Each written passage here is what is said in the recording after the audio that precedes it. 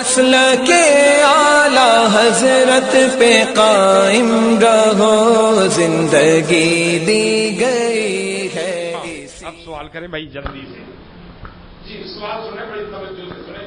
الحمدللہ آج 29 رمضان المبارک 1444 ہجری مطابق 21 اپریل 2023 عیسوی بروز جمعہ مرکز اہل سنت و جماعت مسجد مومنان میں نماز جمعہ سے پہلے جماعت روضہ مصطفیٰ شاخ جے پور کی جانب سے سوال و جواب سیشن کا اہتمام ہے، جس کا آج پارٹ نمبر 5 یعنی 5واں حصہ ہے۔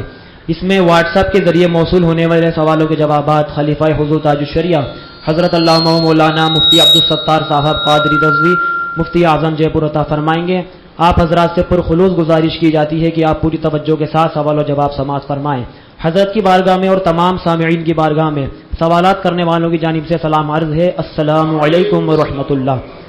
سوال: حضرت ایک تولہ وزن میں کتنے گرام ہوتے ہیں؟ 11.67 گرام یا پھر 10 گرام؟ اور 52.5 تولہ چاندی کا وزن کتنے گرام میں ہوتا ہے؟ جہاں تک ایک تولے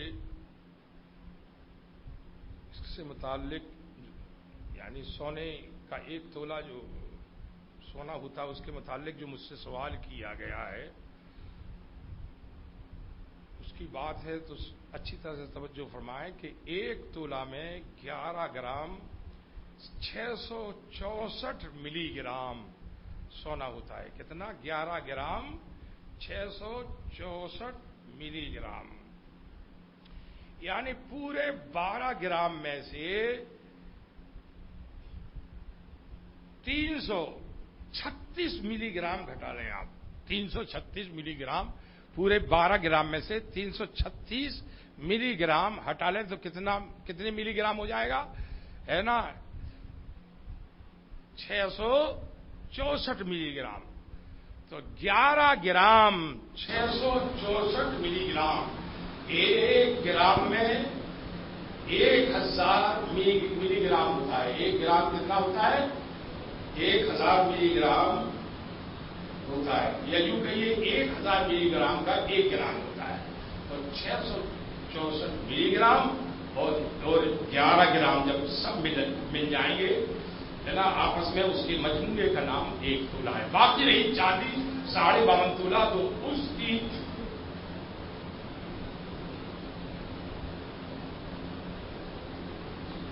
بات میں آپ حضرات کے سامنے یہ عرض کر دوں کہ 600 گرام جس کے پاس چاندی ہے تو 600 گرام چاندی کا وزن چونکہ 52.5 تولہ چاندی کا ہوتا ہے، تو جس کے پاس 600 گرام چاندی ہے وہ مالک کے حساب ہے۔ جی سوال: بقر جے پور سے عرض کرتے ہیں، حضرت مفتی صاحب آپ کے سوال و جواب کے پروگرام سے میری دینی معلومات میں کافی اضافہ ہوا اور مجھے زکوٰۃ کے وہ مسائل معلوم ہوئے جو ابھی تک میرے علم میں نہیں تھے۔ ان مسائل کو سیکھنے کے بعد اس سال مجھے زکوٰۃ صحیح طور پر ادا کرنے میں مدد ملی۔ اللہ پاک آپ کو اس کا بہتر صلہ عطا فرمائے۔ حضرت میرا سوال یہ ہے کہ کیا ہم اپنے مرحومین یا پیر صاحب یا کسی بزرگ کے نام سے صدقہ فطر دے سکتے ہیں یا نہیں؟ زندوں پر ہے صدقہ فطر کے واجب کی پر ہے، زندوں پر نفلی صدقہ دیتے رہے جو ہے نا جو مر چکے۔ ہاں البتہ کسی شخص کا انتقال طلوع فجر کے بعد عید کے دن طلوع فجر کے بعد، یعنی جس وقت اعلان ہوتا ہے مسجد میں کہ سحری کا وقت ختم ہو گیا اور اس کے بعد جو ہے نا کسی شخص کا انتقال ہوتا ہے، تو ایسی میت کی طرف سے اگر مالی کی نصاب ہے تو صدقہ فطر نکالنا واجب ہے۔ جی سوال: زید خواجہ نگر جے پور سے عرض کرتے ہیں، اگر نماز عید میں شروع کی تکبیریں چھوٹ جائیں تو انہیں کس طرح ادا کیا جائے؟ طریقہ ارشاد فرمائیں۔ بہت اچھا سوال ہے جو ہے نا، بہت سارے لوگ تو جو ہے نا ایسے ہی آتے ہیں کہ جب تک ان کا دل نہیں مانتا ایک آدھ رکعت نہ چھوٹ جائے، اور 2 رکعت چھوٹ جائے تو کچھ نہیں کیا ہے نا۔ ویسے تو جو ہے نا بیڑی سگریٹ پھوٹتے رہیں گے، گھر میں بتیاتے رہیں گے، چائے پیتے رہیں گے، بیٹھے رہیں گے، گھومتے رہیں گے، تو اس سے مسجد سے جا کر کے فجر کی نماز پڑھ کے سوئی جاتے ہیں اور کچھ تو ایسے ہیں کہ رات ہی سے سو جاتے ہیں، ہے نا، کہ فجر میں آنے کا ان کو موقع ہی نہیں ملتا ہے. تو بھیا جو ہے نا معاملہ یہ ہے کہ یار ایک دفعہ عید آتی ہے، ایک دفعہ بقرعید آتی ہے، سکون سے جلدی آ کر کے مسجد میں جگہ حاصل کر کے سکون سے نماز عید و بقرعید تو پڑھ لیا کرو. رہی بات جو ہے نا تکبیرات کی چھوٹنے کی، تو امام نے اگرچہ قرأت کر دی ہے، امام پڑھ رہا ہے الحمدللہ رب العالمین، یا سورت پڑھ رہا ہے الحمد شریف کے بعد سورت ملا دی یا آیتیں پڑھ رہا ہے، اس وقت جو ہے نا جلدی سے تکبیر تحریمہ کہہ کر کے 3 دفعہ کہے اللہ اکبر، نیچے لے جا کر ہاتھ چھوڑ دے، پھر کہے اللہ اکبر، نیچے لے جا کر کے ہاتھ چھوڑ دے، پھر کہے اللہ اکبر، پھر ہاتھ باندھ دے. اور اگر امام کو رکوع میں دے گا تو رکوع میں چلا جائے، اور پھر رکوع میں جا کر کے ہاتھ نہ اٹھائے، بلکہ رکوع میں ہاتھ گھٹنے پر رہے اور 3 دفعہ کہے اللہ اکبر اللہ اکبر اللہ اکبر. اور اگر رکوع بھی چلی گئی تو پھر اب تکبیر کہنے کی اجازت نہیں ہے، وہ تکبیر ساقط ہو جائے گی اور نماز پوری ہو جائے گی. اور اگر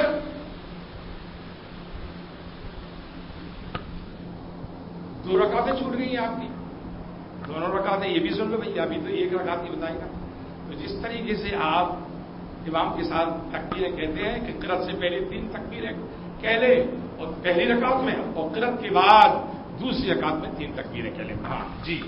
زید رضوی، جے پور. نوری محفل بنام رمضان شریف کے تعلق سے سوال و جواب سیشن من جانب جماعت رضوائے مصطفیٰ شاہ جے پور سے عرض کرتے ہیں کہ میں صاحب نصاب ہوں اور رمضان شریف میں زکوٰۃ ادا کر دیتا ہوں.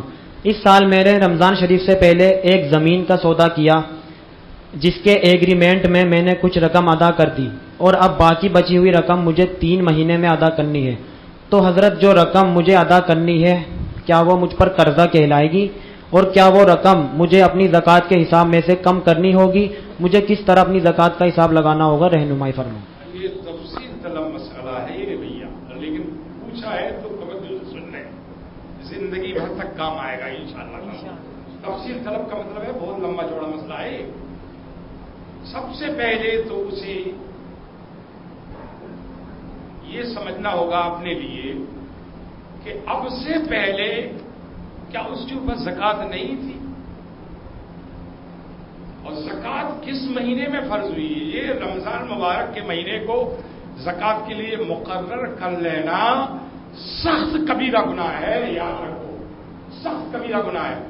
اگر کسی پر زکوٰۃ محرم میں فرض ہوئی تو رمضان تک انتظار کرے گا، یہ گناہ نہیں ہے، توبہ کرے جو ہے نا اس پر توبہ فرض ہے.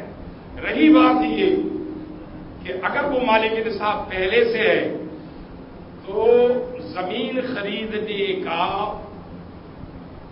اس کی زکوٰۃ پر کچھ بھی اثر نہیں پڑے گا. اگر زکوٰۃ فرض ہو چکی تھی، یعنی وہ جو نیا سال ہے زکوٰۃ کا وہ آ چکا تھا، اور اس زکوٰۃ کے جو ادا کرنا تھی اس سے پہلے اس نے ایڈوانس کچھ تو پیسہ دے دیا اور ابھی کچھ دینا ہے، تو اس ایسے جو ہے نا قرض دار ہونے کی وجہ سے اس کی زکوٰۃ پر کوئی بھی اثر نہیں پڑے گا. بہر صورت جو ایڈوانس دیا ہے اس کی بھی زکوٰۃ دینا پڑے گی، اور جو روپیہ رکھا ہے دینے کے لیے اس کی بھی زکوٰۃ دینا پڑے گی، ہے نا.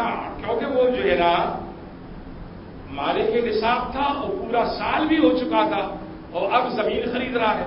تو زمین خرید رہا ہے تو زکوٰۃ تو پہلے ہی فرض ہو چکی تھی، بعد میں زمین خرید رہا ہے. ہاں زکوٰۃ فرض نہیں ہوئی تھی کہ زمین خرید لی، وہ ایک الگ مسئلہ ہے، لیکن زکوٰۃ فرض ہو گئی. مثلا رمضان کی پہلی تاریخ کو زکوٰۃ فرض ہو گئی تھی اور وہ آج 29 تاریخ ہے، آج زمین خرید رہا ہے، تو بھائی پوری رقم کیوں نہ لگ جائے اور کچھ نہ بچے اس کے پاس، تب بھی زکوٰۃ نکالنا پڑے گی، اس لیے کہ 1 تاریخ کو ہی اس پر زکوٰۃ فرض ہو گئی تھی، اس نے کیوں نہیں نکالی. اب دوسری بات سن لیجیے اور سن لیجیے، ابھی چھٹکارا نہیں مل سکتا ہے آپ سے. جو بات زمین خرید لی، مزہ آ گیا. بات اب زمین دیکھی جائے گی کہ زمین کاہے کے لیے خریدی بھیا، رہائش کے لیے خریدی ہے، بال بچوں کے لیے خریدی ہے، یا اس لیے خریدی کہ اچھا بھاؤ مل جائے گا تو بیچ ڈالیں. تو یہ تو بزنس والی زمین ہو گئی. ہر سال اس زمین जितने में खरीदी थी, याद रखो उसकी ज़कात देना पड़ेगी। और आने वाले साल अगर 15 लाख की खरीदी और आने वाले साल 20 लाख की हो गई, 25 लाख की, तो ये नहीं देखा जाएगा कि मैंने 15 लाख की खरीदी थी, लेकिन देखा जाएगा तो ये देखा जाएगा कि आज उसका भाव लोगों से पूछना पड़ेगा क्या भाव, ये जमीन बिक सकती है, कितने हजार रुपया गज की ये जमीन है। वो पूछने के बाद चाहे आपने 15 लाख में खरीदी लेकिन हो गई वो 25-30 लाख रुपए की अल्लाह के फजल से, तो आपको 15 लाख के हिसाब से ज़कात नहीं देना है, उस जमीन की भी ज़कात लगेगी। लेकिन कब लगेगी? जब आपने रहने के लिए नहीं ली, बेचने के लिए ली है। और रहने के लिए ली है तो फिर आपके 10 प्लाट भी हैं, लेकिन याद रखना नीयतें अल्लाह जानता है ना। झूठ बोल बोल कर आपने ये कह दिया कि नहीं साहब ये तो मैंने रहने के लिए, लेकिन जो है ना दिल में ये है कि अच्छा सौदा हो जाएगा तो गड्डियां बहुत मोटी मोटी आ जाएंगी हमारे पास। याद रखो, लोगों को तो चुप कर सकते हो, लेकिन अल्लाह तो सब कुछ जानता है, अलीम खबीर है, बच नहीं सकते। अगर बेचने की नीयत से लिए जिंदगी भर तक उस जमीन की ज़कात जो मौजूदा कीमत बनती है, खरीदने के वक्त की नहीं, जो मौजूदा जमाने में जो कीमत बनती है, उसके एतबार से हर साल ज़कात देना हो। जी, ये आज की नशिस्त का आखिरी है कि तमाम सामिईन और बिलखुसूस अराकीन जमात रज़ाए मुस्तफ़ा शाख जयपुर हज़रत मुफ्ती साहब क़िबला के बेहद शुक्रगुजार हैं कि हज़रत ने हमें हमारी इल्तिजा पर अपने कीमती वक्त में से हमारे सवालों के जवाब देने के लिए वक्त अता फरमाया और तशफ़ी बख्श जवाब इनायत फरमाए। हज़रत की बारगाह में हम अर्ज़ करते हैं कि हज़रत आइंदा भी इसी तरह शफ़क़तें फरमाते रहें और हमारे अक़ाइद और आमाल की इस्लाह फरमाते रहें। हज़रत मुफ्ती साहब से गुजारिश है कि हज़रत सभी सामिईन जो यहाँ मौजूद हैं और जो स्पीकर पर या जमात रज़ाए मुस्तफ़ा जयपुर के यूट्यूब चैनल पर इन प्रोग्रामात को सुनते हैं और बिलखुसूस अराकीन जमात रज़ाए मुस्तफ़ा और तमाम अहबाब अहले सुन्नत के लिए दुआ फरमा दें कि अल्लाह ताला हमें मसलक हक़, मज़हब मुहज़्ज़ब अहले सुन्नत व जमात, जिसे पहचान के लिए इस ज़माने में मसलक आला हज़रत कहते हैं, उसी मसलक हक़ पर हमें कायम रखे और मौत नसीब फरमाए।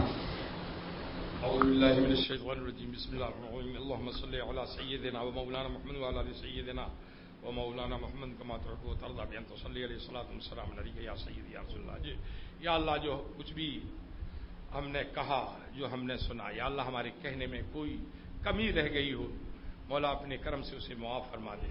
कोई लग़्ज़िश हुई हो, मौला तबारक तआला अपने करम से उसे माफ़ फरमा और आइंदा के लिए हमारी इस्लाह फरमा। या अल्लाह जो बातें हमने सुनी उन पर अमल करने की तौफीक अता फरमा।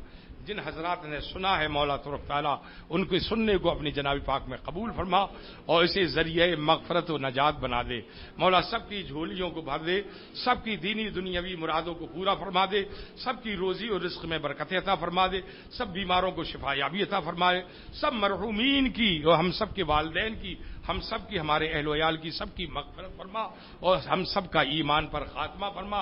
या अल्लाह जमात रज़ाए मुस्तफ़ा के परचम तले जो सवालात हुए हैं, मौला तबारक तआला इन अराकीन जमात रज़ाए मुस्तफ़ा को इसका बेहतरीन अजर व सवाब दुनिया और आखिरत में अता फरमा दे और इसी तरीके से ये और तमाम तहरीकें दीन और सुन्नियत का काम बगैर किसी इख्तलाफात के करते रहें और मसलक आला हज़रत से जुड़ जाएं, एक बरेली शरीफ से जुड़ करके जो है ना काम करते रहें। मौला तबारक तआला ऐसी तौफीक अता फरमा दे।